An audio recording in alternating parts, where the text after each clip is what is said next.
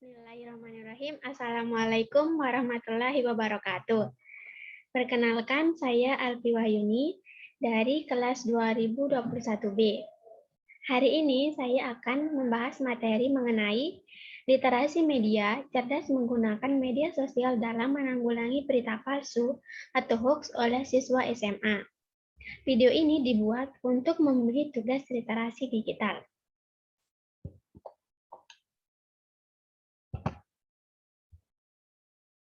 Selanjutnya, yang akan kita bahas pada materi kali ini yang pertama, pendahuluan. Pendahuluan ini berisi tentang latar belakang pentingnya menanggulangi berita bohong di media sosial khususnya bagi anak remaja.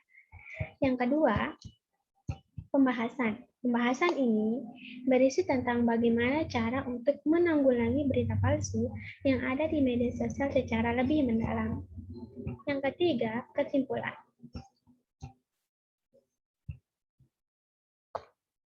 Media sosial muncul dalam media baru dan selalu mendapat sambutan yang hangat dari pengguna internet. Media sosial ini mengizinkan kita untuk dapat bertukar informasi dengan semua orang yang merupakan sesama pengguna media tersebut. Menurut Nasrullah, media sosial adalah Menurut Nasrullah, media sosial adalah medium di internet yang memungkinkan pengguna mempresentasikan dirinya maupun berinteraksi, bekerja sama, berbagi, berkomunikasi dengan pengguna lain, dan membentuk ikatan sosial secara virtual. Kehadiran fitur share, like, hashtag, trending topic di media sosial tidak dapat dipungkiri telah sangat berpengaruh dalam membaca minat dan konsumsi informasi khalayak. Tujuan dari hoax yang disengaja adalah membuat masyarakat merasa tidak aman, tidak nyaman, dan kebingungan. Dalam kebingungan, masyarakat akan mengambil keputusan yang lemah, tidak meyakinkan, dan bahkan akan salah. Perkembangan hoax di media sosial semula dilakukan untuk sarana perisakan saja. Namun, seiring dengan berjalannya waktu, para spin dokter politik melihat bahwa efektivitas hoax sebagai alat kampanye di pesta demokrasi yang sangat mempengaruhi persepsi pemilih.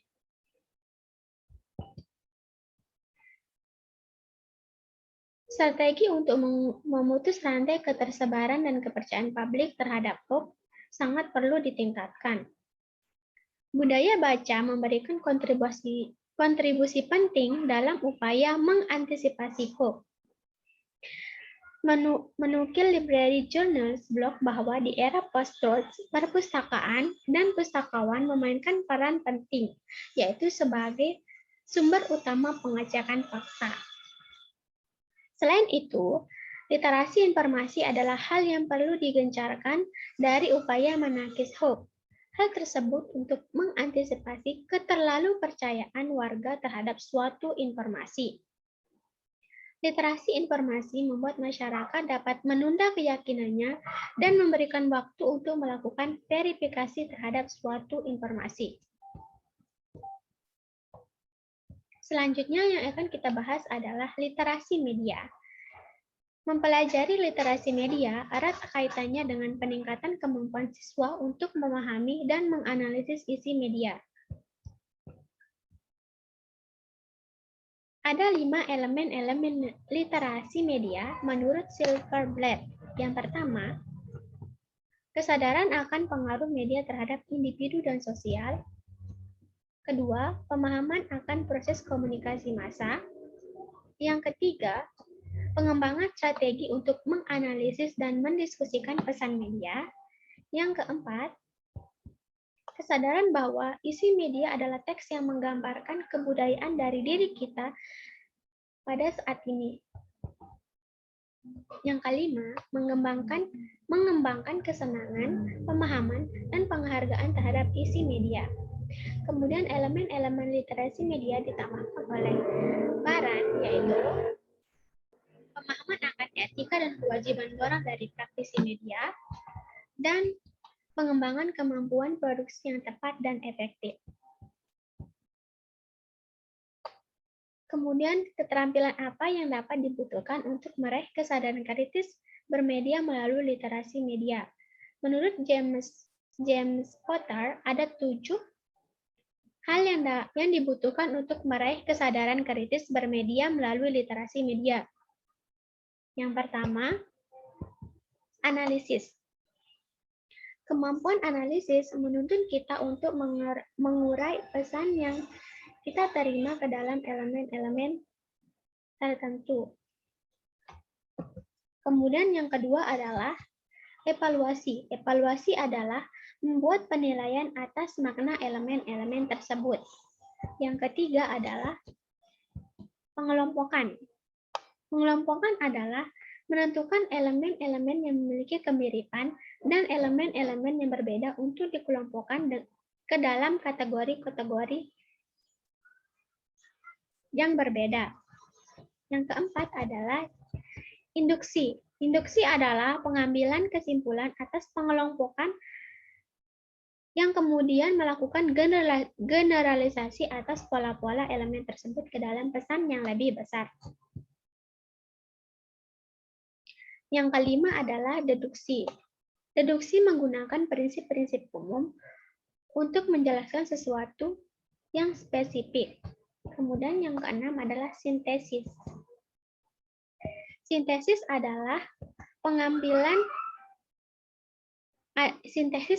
pengumpulan elemen-elemen tersebut menjadi satu struktur baru. Dan yang ketujuh adalah abstracting. Abstracting adalah menciptakan deskripsi secara yang singkat, jelas, dan akurat untuk menggambarkan esensi pesan secara lebih singkat dan dari pesan aslinya. Nah, perkembangan media sosial. Menurut Sapko, media sosial yaitu serangkaian aktivitas, praktik, dan perilaku di antara komunitas yang berkumpul secara online untuk berbagi informasi, pengetahuan, dan opini dengan menggunakan media percakapan. Media percakapan sendiri merupakan aplikasi berbasis web yang membuat produksi dan transmisi konten berbentuk kata-kata, gambar, video, dan audio menjadi mungkin dan mudah. Pengguna media sosial. Menurut Asosiasi Penyelenggara Jasa Internet Indonesia, pengguna aktif media sosial di Indonesia berjumlah 129,2 juta jiwa, sekitar 97,4%, di mana pelajar adalah pengguna dengan penetrasi tertinggi, mencapai 69,8%. Media sosial yang digunakan oleh pelajar sangat beragam. Setiap orang memiliki lebih dari satu akun media sosial.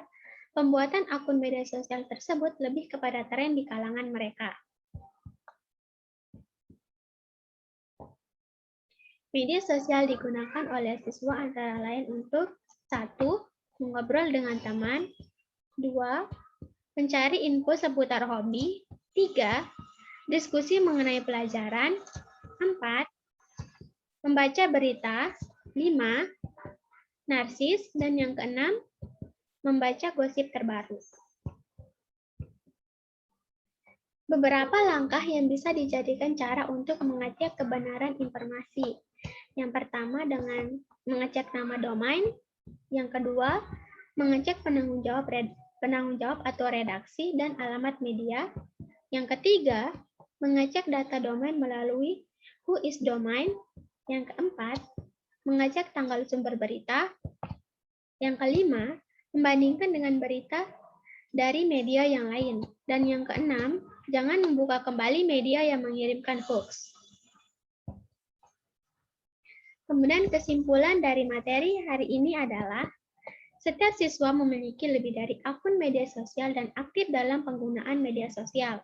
Oleh karena itu, kegiatan media literasi sangat tepat dilakukan karena memberikan pengetahuan baru terutama terkait dengan efek negatif penggunaan media sosial dan juga aspek hukum yang bisa terkena kepada pengguna media sosial.